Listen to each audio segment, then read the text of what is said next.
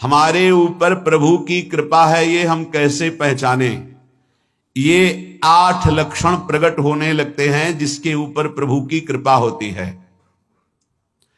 हमारे ऊपर प्रभु की कृपा है ये हम कैसे पहचाने, तो ये 8 लक्षण प्रकट होने लगते हैं जिस पर हरिजू की प्रियाजू की कृपा है। पहला, घोर अपराध करने वाले के प्रति भी दया की भावना,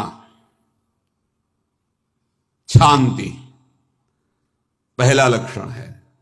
भाव में भी पहले शांत भाव है। हमारे ऊपर श्री हरिजू की कृपा है, इसकी पहचान ये 8 लक्षण। पहला, शांति, अर्थात घोर अपराधी के प्रति भी गुस्सा ना क्षमा करना, यह हरि की कृपा का लक्षण है। देख लो भाई, घोर अपराधी शब्द तो जाने दो, जरा सा प्रतिकूल हो जाए तो लाख समझाओ पर भ्रकुटी तनी रहती है। ईर्ष्या, द्वेष, मात्सर्य, द्रोह, ये उपासक के हृदय की विषय नहीं, ये तो गंदे विषयी पुरुषों के हृदय के लक्षण हैं। जहां ईर्ष्या है, मात्सर्य है, द्वेष है, द्रोह है, ये कुमति के लक्षण है, ये सुमति के लक्षण नहीं, ये हरि कृपा पात्र के लक्षण नहीं। आपसे जो अपराध कर रहा है, द्रोह कर रहा है, आपका क्षमा बल ये हरि प्रसाद से होता है। शांति, क्षमा बल, शांति, सह गया, क्या करूं, सहना ही पड़ेगा क्योंकि भगवत मार्ग में वो ऐसा नहीं होता। शांति, बुरा ही नहीं लगा, हरि कृपा पात्र को बुरा ही नहीं लगा। उमा संत कहे यही बड़ाई, मंद करत जो करे भलाई, ये सीधा शांति की व्याख्या है। अपने यहां मंगल गान में करत जे अनुशहन निंदक तिनहु पे अनुग्रह कियो, यह है हरि कृपा, यह है आचार्य कृपा, गुरु कृपा। अपराधी पर भी क्षमा का भाव होना, भला ऐसा है, अपराधी पर भी क्षमा का भाव होना, यह हरि कृपा पात्र में ही होगा, अन्य में नहीं। तो अगर अपने हृदय में ऐसा लगे कि ऐसा नहीं है तो हरिजू से प्रार्थना करनी चाहिए कि कृपा करो मेरे में सामर्थ्य आवे। दूसरा, अनुसूया, वो किसी भी के प्रति कभी भी कोई दोष दर्शन ही नहीं करेगा। दोष कथन, दोष श्रवण की तो बात जाने दो। अनुसूया, दूसरों के गुणों में दोष ढूंढना, ये नहीं होता, हरि कृपा पात्र में ये नहीं होता। ये सब भजन के नाश करने वाले, जैसे पहला अपराधी पर क्रोध कर देना, तो माया ने भेजा इसीलिए था कि तुम्हारे साथ व्यवहार ऐसा करे कि तुम क्रोध करो, क्रोध करोगे तुम्हारी ऊर्जा शक्ति नष्ट हो जाएगी, अध्यात्म में जो चलने की थी, और कहीं तुमने संकल्प कर लिया तो भजन शक्ति नष्ट हो जाएगी। तो अगर भजन बल है तो गया, जरूर उसको दंड मिलेगा, पक्का मिलेगा, 100% मिलेगा, लेकिन आप खाली हो गए, ना भजन करने की वृत्ति रहेगी और ना भजन रहेगा, दोनों बात। अनुसूया, किसी के सद्गुणों में दोष देखना, गुणों में दोष ढूंढना, यह हरि कृपा पात्र में नहीं होता। ये बहुत मंगलमयी बातें जिससे हमारा भजन मार्ग पुष्ट होता है। तीसरा, वो बाहर से और भीतर से पवित्र रहता है, हरि कृपा पात्र। शौचाचार का ज्ञान होना चाहिए, वस्त्र आपके पवित्र होने चाहिए, ये बाहरी जल रज आदि के द्वारा बाहरी पवित्रता, और निष्कपटता, निश्चलता, सत्य भाव, ये अंदर की पवित्रता है। अगर कपट है, छल है, असत्य है तो हृदय मलिन रहता है। भीतर और बाहर से पवित्र रहना, इसमें खास बात क्या है भीतर और बाहर से पवित्र रहने में? भीतर और बाहर से सदैव पवित्र कौन रह सकता है? तो बोले जो पुंडरीकाक्ष भगवान श्री हरि का, प्रियाजू का स्मरण करता रहता है, वो शवाभ्यंतर शुचि, वो बाह्य और अभ्यंतर दोनों से पावन रहता है। तीसरी जो कृपा का लक्षण है, अर्थात वो सदैव भगवत चिंतन परायण, शौचाचार का पालन करने वाला, बाहर और भीतर से हरि कृपा पात्र पवित्र रहता है। लघु शंका में जल पात्र में रखा जाता है, जनेंद्रिय को पवित्र किया जाता है, फिर हाथ रज से धो के, फिर कुल्ला करके, आचमन करके, पैर धोकर, ऐसे पवित्र आचरण, ऐसे पशुवत व्यवहार ठीक नहीं। कुछ लोग ऐसी गलती करते हैं कि जिसमें शौच हुआ जाता है उसी में बैठकर लघु शंका करते हैं, तो सारे वस्त्र, पूरा शरीर अपवित्र हो गया आपका। अब तो अटैच बाथरूम की व्यवस्था माया ने कर दी है। हमें लगता है कि शौचालय अलग होना चाहिए और स्नान गृह अलग होना चाहिए, थोड़ा ही चाहे भेद हो, अंतराय होना चाहिए पवित्रता के लिए। अब ये शौचालय है, यही स्नान करना है, यही लघुशंका करनी है, ऐसे तो पवित्रता का निर्वाह नहीं हो पाता। यदि जिस उस जगह आप शौच करते हैं, जो बैठकर उसी पे बैठ के लघुशंका करते हैं, तो आपको पूरा वस्त्र सहित स्नान करना चाहिए पवित्रता के, तभी बुद्धि भ्रष्ट हो जाती है। आपको मंत्र का निरंतर चलना ये कठिन पड़ जाएगा। पवित्रता का निर्वाह करो, देह राग मिटने के बाद एक स्थिति आती है, अवधूत स्थिति, उसमें फिर शरीर की पवित्रता पवित्रता का कोई संबंध नहीं रह जाता। पर अभी तो संबंध है ना देह भाव से, तो बहुत हो से लघुशंका ऐसे करें कि आपके पैरों में वस्त्रों में छिट्टी ना पड़े, पवित्र रहें। हर समय हमें पवित्र मंत्र जपना है, नाम जपना है, श्री की सेवा में रहना है। बहुत जल्दीबाजी खड़े खड़े लघुशंका की छिट्टी आप पढ़ रही, बस ऐसे चल दिए, वो पशुवत आचरण भगवत मार्ग में नहीं चल पाओगे। वो अंदर तुम्हारे व्याकुलता पैदा करता रहेगा, भोगों की, संसार की। शौचाचार का बहुत बड़ा फल है, शरीर राग छूट जाएगा। ये बात समझ लो, शरीर राग छूट जाएगा। शरीर संबंधी पवित्रता शरीर राग छुड़ा देती है, आंतरिक रहस्य है ये। चौथा, ऐसे कार्यों का अनुष्ठान न करें जिनमें हमारा भजन छूटता है, जिनमें सत्य छूटता है, जिनमें भगवत भाव छूटता है। जैसे आपके ऊपर कृपा हुई, आप भगवत मार्ग में चल रहे हैं, अब आप ऐसे सांसारिक कार्यों का अनुष्ठान कर रहे हैं जिनमें आपकी चित्तवृत्ति बिल्कुल भगवत विमुख हो रही, तो जीवन का लाभ क्या होगा? लाभ तो है भगवत स्मरण सहित। इसी की मानो टीका है, छठदम शील बिरत बहु कर्मा, निरत निरंतर सज्जन धर्मा। शीलवान और ऐसे कर्मों से विरत जिनसे भगवत विस्मरण होता है, जो सज्जन पुरुषों के द्वारा धर्मानुष्ठान होते हुए उन्हीं का अनुष्ठान, ऐसे कर्मों में ना जाए जिससे भगवत विस्मरण होता है। जैसे कल एक ने प्रश्न किया कि मैं खाता तो नहीं हूं, लेकिन मांस की दुकान में मांस बेचता हूं, होटल आदमी, क्या उचित है? ये उचित कैसे हो सकता है? तुम और भी तो व्यापार कर सकते हो। जरूरी है धर्म का पालन करने की इच्छा करते हो, धर्म आचरण करते हो, ऐसा नहीं। तो विरत बहुकर्मा, उन कर्मों से हमें विरत रहना है जो हमारे धर्म के विरुद्ध है, जो भजन के विरुद्ध है। हरि कृपा पात्र ऐसे कर्मों का अनुष्ठान कर ही नहीं सकता। और शारीरिक श्रम इतना जिससे हमारा भजन का तार ना टूटे। जब भजन का अभ्यास किया जाता है तो हर कार्य को सुचारू रूप से करते हुए एकाग्रता भजन में रखी जाती है। हम वो कार्य जल्दी से कर ही नहीं सकते जिसमें भजन छूट जाए और कार्य पूरा हो। नहीं, हम कार्य करेंगे, हमें छोड़ दीजिए, हम अपने चिंतन से युक्त होते हैं, बिल्कुल कार्य करेंगे। जैसे कई साधक हैं, उपासक हैं, बड़े अच्छे उपासक हैं, उनको आप कार्य दीजिए कि आप पानी गर्म कर दीजिए, पात्र बहुत सुंदर साफ होगा, पानी बहुत गर्म, लेकिन आप कह दीजिए कि 5 मिनट में गर्म करके ले, तो उनसे असंभव नहीं होगा, छोड़ दीजिए उनको। आप वो मतलब ऐसा कार्य करेंगे प्रशंसनीय, पर वो समय से, उनका एक सिद्धांत है, बहुत अच्छा लगता है। अपने को पता है इससे जल्दीबाजी नहीं होनी। पात्र मार्जन करना है, छोड़ दीजिए, आप उसको टोकिएगा नहीं, आप जल्दी मांझ के, उससे नहीं होने वाला। वो तनिक भी दोष नहीं रहने देगा पात्रों में, पर समय दीजिए, आराम आराम शुक्र। हमें अच्छा लगता है। भगवत चिंतन परायण उपासक की यही वृत्ति होती है। पोछा लगाना है, बिल्कुल बढ़िया लगेगा, लेकिन आपको सर से घुमा दे वो ऐसा नहीं होगा। आप छोड़िए और जाइए, हटिए, और वो अपने ढंग से लगाएगा और एकदम क्लीन करके। यही उपासक का लक्षण होता है। जो कार्य करेगा सांगोपांग करेगा, पर वो बहुत मस्ती से होगा, क्योंकि उसका भगवत चिंतन चल रहा है। अधिक ऐसे जिससे हमारा चिंतन छूट जाए, थोड़ा संयम में आना चाहिए। ये भगवत कृपा पात्र का लक्षण है।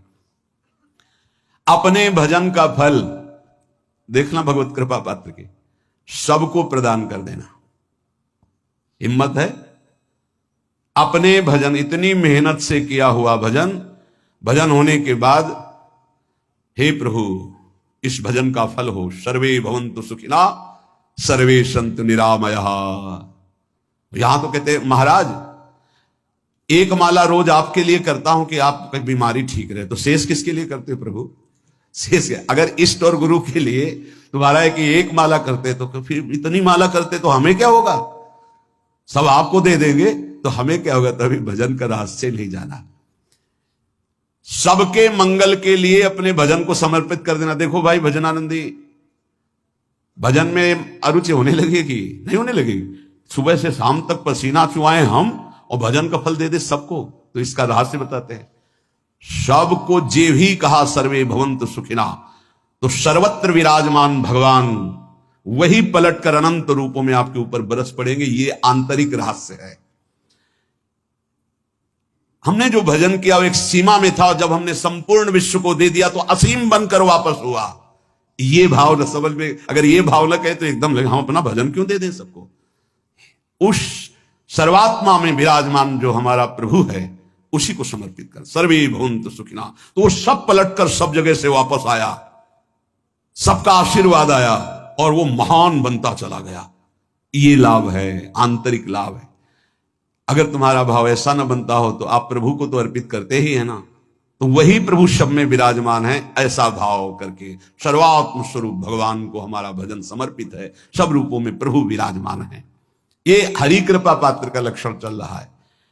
और छठवां, अपने भजन से अपने लिए कुछ भी ना चाहना, और दूसरों की तो बात जाने दो, दूसरों से कुछ ना चाहना ये तो ठीक है। अपने भजन से अपने लिए कुछ ना चाहना है हिम्मत। देखो ये हरि कृपा पात्र में हिम्मत होती है। अपना भजन अपने प्रयोग में ना लाना, इसका भी आंतरिक रहस्य है। अपने प्रयोग में आप शरीर को लेकर के बोलेंगे, अगर स्वरूप को लेकर तो प्रयोग की कोई वहां जरूरत ही नहीं। स्वरूप पूर्ण काम है, वहां कोई अभाव नहीं। जब आप कोई भाव अपने लिए करेंगे तो देह भाव होगा। देह भाव से किसी विषय की मांग होगी। विषय पूर्ति भजन का फल नहीं होता, भजन का फल होता विषय निवृत्ति। बहुत जोर की बात है, कैसे समझ में आए। अपने भजन का भी फल अपने लिए नहीं, दूसरों से कुछ चाह रखना तो बात ही जाने दो। भजन से भी कोई अन्य सुख की चाह नहीं हुई। क्या चाहिए? भजन ही बनता रहे, भजन का फल भजन बनता रहे, खूब निरंतर जप करते रहे। सातवां, किसी भी मान सम्मान कीर्ति पद प्रतिष्ठा के मिलने पर हृदय का असंतुष्ट हो जाना, यह हरि कृपा पात्र का लक्षण होता है। प्रणाम नमस्कार जय हो तो हृदय में असंतुष्ट हो जाना चाहिए। कोई किंचन मात्र अभिमान न उदय हो जाए। प्रभु बचाओ, ये माया की चकाचौंध से बचा लो नाथ। कौन सा अपराध बन गया कि आपकी जय की जगह यहां हमको ऐसा सुनना पड़े। जैसे एक बार महापुरुष जन कहे थे कि जब गुरुजन बड़ाई करने लगे सामने शिष्य की, तो उसको ग्रीवा झुका लेनी चाहिए, पश्चाताप करना चाहिए कि कोई गलती हो गई, आज हमारे गुरुजी ने हमारी बड़ाई कैसे कर दी। इसका मतलब कोई दोष बन गया, कोई गलती हो गई, और प्रार्थना करना चाहिए कि क्षमा कीजिएगा महाराज, अगर कोई गलती हो तो दंड दीजिएगा, लेकिन ये दंड मत दीजिएगा कि आप हमारी प्रशंसा कर रहे हैं। भगवान इससे बड़ा और कोई दंड नहीं हो, ऐसा महसूस होना चाहिए। सम्मानम कलयाति घोर गरलम, ये हरि कृपा पात्र का लक्षण है। नीचापमानम सुधा, नीच पुरुषों द्वारा किया हुआ अपमान अमृत के समान लगे और सम्मान विष के समान लगे। मान प्रतिष्ठा कीर्ति जिसके लिए बड़े बड़े लालायित रहते, हरि कृपा पात्र को विष की तरह चुभती है। और आठवां, किसी भी प्राणी समुदाय से संबंध ना रखते हुए सब पर दया की भावना, सब पर कृपा की भावना, सब पर करुणा मैत्री पर किसी से ममता नहीं। ये सूत्र बहुत व्यवहार में प्रयोग करने योग्य है। सबसे करुणा और मैत्री पर किसी से ममता नहीं। करुणा तो करी भरत जी ने, मैत्री भी की मृग से, पर ममता रहित नहीं रहे। ममता कर ली तो अगला जन्म हिरण का हो गया। ममता नहीं रखती। निर्ममो निरहंकारा, करुणा मैत्री तो करनी है, जैसे इसमें आदेश है, गीता में जी आदेश है, अद्वेष्टा सर्वभूतानां मैत्रः करुणैव च, पर निर्ममो निरहंकारा, ये साधक की चतुरता है। प्राण मात्र पर दया कृपा करुणा मैत्री, पर ममता नहीं। ममता किसी से, और यहां करुणा मैत्री ये तो गायब हो गई, केवल ममता रह गई है। अपने शरीर से ममता, शरीर संबंधियों से ममता, विषय भोगों से ममता, यही जहर है। संबंध में ये ममता ही जहर है, विचारों में अहंकार जहर है, कर्मों में ये आसक्ति जहर है। इसी जहर को मिटा दे तो जीवन मुक्त महापुरुष कर्म करते हुए, विषय सेवन करते हुए, वार्ता करते हुए, विचार करते हुए, बिल्कुल जहर रहित उसका जीवन हो गया। तो ये 8 बातें हरि कृपा पात्र में होती हैं, इनको बार बार सुनना और हृदय में धारण करना। जो भक्त होता है, हरि कृपा पात्र होता है, उसमें ये 5 बातें कभी नहीं जागृत होती, स्फुरित ही नहीं होती। पहला, किसी से ईर्ष्या, दूसरा किसी से घृणा, तीसरा किसी से भयभीत हो जाना, चौथा भजन सेवन नृत्य गायन आदि में लज्जा लगना, पांचवा किसी की निंदा करना, ये नहीं होती। अब जो आगे वर्णन कर रहे हैं उसमें महापुरुषों की पहचान है। सिद्ध महापुरुष 3 प्रकार के होते हैं। एक होते हैं आचार्य कोटि के, सात्विक विचार वाले, एक होते हैं भ्रष्ट आचरण वाले, एक होते हैं पिशाचाचरण वाले, और तीनों सिद्ध हैं। बहुत बड़े महापुरुष पूज्यपाद उड़िया बाबा जी हैं, वही रहस्य का प्रकाश कर सकते थे, अन्यथा बिना ब्रह्मबोध महापुरुष के ऐसा नहीं। तीनों सिद्ध हैं, तीनों भगवत प्राप्त है। सात्विक आचार वाले, जो आचार्य कोटि के होते हैं, एक एक अक्षर शास्त्र मर्यादा के अनुसार चलने वाले, जैसा शास्त्र कहता वैसा उनके आचरण में दिखाई देगा, और वो उससे सिद्ध भगवत प्राप्त महापुरुष हैं, पर उनके आचरण तस्मात् शास्त्रम प्रमाणम थे। दूसरे भ्रष्टाचार, ऐसों को पहचान पाना बहुत कठिन होगा। भेष मलिन, आचरण मलिन, जैसे आप में कोई पुराना हो तो शायद जान पाएगा, भगवान दास नाम के एक संत इसी चौराहे पे रहते थे। ये जो चौराहा है, कभी नंगे पड़े रहते थे, कभी वो पा रहे उनके साथ कुत्ता पा रहा है, कभी नाली का पानी पी रहे हैं, और भगवत प्राप्त महापुरुष थे। इसकी पहचान स्वयं की।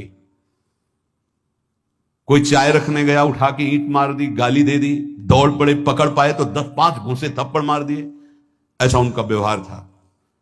भ्रष्टाचार, हलवा कोई रख गया, खिचड़ी रख गया, कुत्ता खा रहा है, उसी के साथ वो खा रहे हैं। कभी गमछा लपेटे, कभी नंगे, सीधे प्रकृति का वार शरीर से सहते थे, बस चौराहे पे ही रहते थे।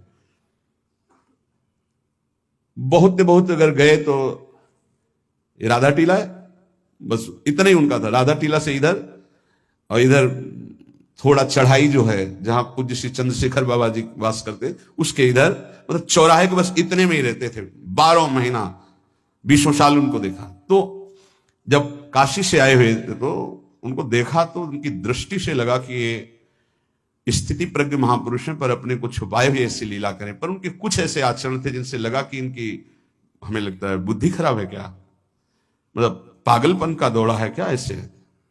राधा रमन जी दर्शन करने गए तो जो पुंडरीक जी हैं इनके बाबा, वो उस समय थे, उनके पुत्र जो पुंडरीक जी के पिताजी, वो उनके सहयोग में, तो करुणा कृपा हुई उनकी, उन्होंने देखा। वो तो बाद में परिचय जाना उनका, हमें पता नहीं, तो बाद में परिचय। वो पीत वस्त्र धारण किए हुए वयोवृद्ध एकदम डलिया लाए, राधा रमन जी को निकाल करके अपने को प्रसाद मिला, तो सीधे राधा रमन जी की कृपा का अवलोकन करते हैं। और परिक्रमा लगाना, एकदम संकल्प बना, कमंडल में 2 कुलिया रखी, ढक्कन से ढक के, और बस मन में आया कि अगर वो बाबा हमसे आते हैं, हमारे कमंडल से कुलिया, सत्य परम सत्य कुलिया लेते हैं और पाते हैं और फिर रख के चल देते हैं, तो मैं मान जाऊंगा कि प्रभु ये आपके धाम के सिद्ध महापुरुष हैं, आए हुए थे हम काशी से ऐसे। क्योंकि काशी में ऐसी लीलाएं देखी थी बड़े अवधूत कोटि के महापुरुषों को। आपसे सत्य कहते, वो पेड़ हट गया, रमण रेती में था, बीच रोड में था, चबूतरा बना था, वो ऐसे पड़े थे, वहां के हम बैठ गए, बिजली की तरह उठे, रफ्तार से आए, खड़े हो गए बिल्कुल, क्योंकि हमें पता था कि घूसा थप्पड़ इनका प्रसाद होता है। हम कहा उस समय, हम कहा अगर हाथ चलाएंगे तो पकड़ लेंगे ना, बिल्कुल पोजीशन में खड़े। तो बंगाली भाषा में कुछ बोले, वैसे गले में हाथ डाला, ढक्कन हटाया, कुलिया निकाली, पाया, कुलिया वहीं रखा, ढक्कन रखा, गए और वहीं लेट गए। सत्य कहते एकदम रोम रोम खड़ा हो गया कि अरे भगवत प्राप्त महापुरुषों को जानना बड़ा कठिन है, कैसे आचरण, भ्रष्ट आचरण से रहते हैं। कभी दिगंबर, कभी गमछा लगा हुआ है, कभी कुत्ते के साथ खा रहे, कभी नाली का पानी पी रहे, पूज्य बाबा कह रहे। आचरण मलिन, नाली या पैखाने का भी पानी पीने में उनको कोई भी परेशानी नहीं, गंदे जगह मलिन भाव से पड़े रहना, किंतु वृत्ति हर समय भगवदाकार रहना, भगवदाकार रहना। ये तीसरे, पिशाचाचार, गाली गलौज करना, ईंट पत्थर से मारना, हर मलिन चेष्टा, बहुत कठिन है, बहुत कठिन है। ये सब देखने को मिला है भगवत कृपा से तीनों प्रकार के महापुरुषों का। वृंदावन में एक आगंतुक संत आए थे बाहर से, वो रात्रि में हर वृक्ष के नीचे खड़े रहते, पैर सूज गए थे, उनको कभी बैठे और लेटे नहीं देखा, खड़े रहते थे। ये 25 वर्ष के लगभग की बात है। उनको जब देखा तो देखते ही उनकी दृष्टि ऐसी थी ऊर्ध्व, लगा ये तो भगवत प्राप्त महापुरुष है। 45 वर्ष की अवस्था हो, बस खड़े रहते थे, चरण उनके फट गए थे ऊपर से ऐसे खड़े खड़े। रात्रि में एक दिन हिम्मत की, बोलते नहीं थे वो, लार बह रही है ऐसे गंदे कपड़े, महाराज जी आप कृपा करें। उस समय मदन टेर में आप आइए, तो खड़े हो गए। तो आटे के 4 लड्डू हमें मिले हुए थे, तो कहा आप कृपा करके पाइए, पाले। उनका आपका ये जो बाहरी परिवेश है और आपके जो बाहरी लीलाएं हैं, ये बाहरी लोग तो भले न समझ पाए, पर प्रभु मुझे ऐसा अनुभव होता है आप भगवत प्राप्त महापुरुष हैं। रो पड़े हो, कभी हमने उनको ऐसा नहीं देखा, रो पड़े। और उनका ये हमारे गुरुदेव की कृपा है। उनका कब से वृंदावन आ पाए, बोले कुछ दिन हुए। बोले वृंदावन की रज का प्रभाव कितना दिव्य है कि अब जाने का मन नहीं होता है, पर आप अब दोबारा हमसे मिलने की चेष्टा मत कीजिएगा, कभी दूर से देख लीजिएगा, पर आप कभी मिलिएगा नहीं। आप भक्त हैं इसलिए आपसे संभाषण कर लिया। ये तो आपने सुना सुबह की लीला, ईंट चल रही थी उनपे, वो दिगंबर खड़े थे, ईंट मार रहे थे लोग, परिक्रमा वाले लोग उनको ईंट मार रहे थे, कई जगह उनके ईंट लगी। उनको लग रहा था पागल है, नहीं पहचाना जा सकता। 3 प्रकार के महापुरुष होते, एक होते सात्विक आचार वाले, बहुत जो शास्त्रीय आज्ञा वैसे ही अक्षरशः आपको दिखाई देंगे, आचार्य कोटि के, पवित्र शरीर, पवित्र वस्त्र, पवित्र आचरण, एकदम आचार्य कोटि। दूसरे एकदम भ्रष्ट आचरण, समझ ही नहीं सकते आप। तीसरे पिशाच की तरह, समझ ही नहीं सकते उनको। अब लाभ होता है केवल पहले वाले से, सात्विक, तस्मात् शास्त्रम प्रमाणम थे, इससे जनता का लाभ होता है। इन 2 से विशेष हानि हो जाती है, क्योंकि इनके आचरण ऐसे होते हैं, साधु अवज्ञा तुरंत भव, बहुत जल्दी विनाश होता है ऐसे महापुरुषों के अपमान से। सात्विक महापुरुषों के नहीं, अगर उनसे अपमान भी हो जाएगा तो क्षमा करेंगे वो सब। इनको न क्षमा से मतलब है न पिटाई से मतलब है, इनकी दैवी शक्ति तुम्हारा नाश कर देगी। ऐसे से बहुत, क्योंकि इनको समझ में नहीं आएगा ना। काशी में भी देखा, कुल्हड़ चल रहे हैं सब, और ब्रह्माकार वृत्ति, लोग समझ नहीं पा रहे हैं, चाहे कि कुल्हड़ जमा मार रहे हैं उनके ऊपर ऐसे किया, बिल्कुल जो चर्म है प्रकृति को सहते सहते भैंसे का जैसे हो गया मोटा एकदम, और उनके ऊपर मार पड़ रही है, वो मुस्कुरा रहे हैं, चल रहे हैं। उनका गजब हो गया, ब्रह्माकार स्थिति महापुरुष के सामने, ऐसे कुछ समझ ही नहीं पाता। तो कह रहे हैं ऐसे भक्तों से प्रायः सबकी हानि हो जाती है, क्योंकि समझ पाते नहीं कि स्थिति क्या है, और जब उनका अपमान करते हैं, उनको मारते हैं, पीटते हैं, उनका सर्वनाश हो जाता है। वो करते नहीं है, उनका प्रभाव कर देता है, पर सात्विक महापुरुषों से किसी का मंगल नहीं होता। इसलिए समाज का परम मंगल शास्त्र के द्वारा आचरण किए हुए जो सिद्ध महापुरुष हैं उनसे होता है। ये 2 प्रकार के महापुरुष जो होते हैं, कई तरह से हानि हो जाती है, आप समझ ही नहीं पाएंगे, आप अपमान कर देंगे, अनिष्ट हो जाएगा आपका, क्योंकि यहां ना क्षमा है ना दंड है, दैवी शक्तियां उनकी सुरक्षा में लगी हुई, वो सर्वनाश कर देंगी। इसलिए बाबा परिचय बता रहे कि अगर तो इनको पागल ना समझा जाए। ये प्रायः, जैसे एक बार बताया था कि हरगोविंद जी के पांडाल में रास हो रहा था, एक दिगंबर महापुरुष आए और वो ऐसे खड़े थे पीछे से, चूंकि आरती करने के बाद पीछे लाला वल्लभ जी की गए तो पीछे ही खड़े होना था, तो बिल्कुल पास, बूट पहने हुए मारा लात पीछे से, वो मुभरा गिर गए, आराम से खड़े हुए, रास को ऐसे नेत्रों से हल्का सा और बस फिचल दिए।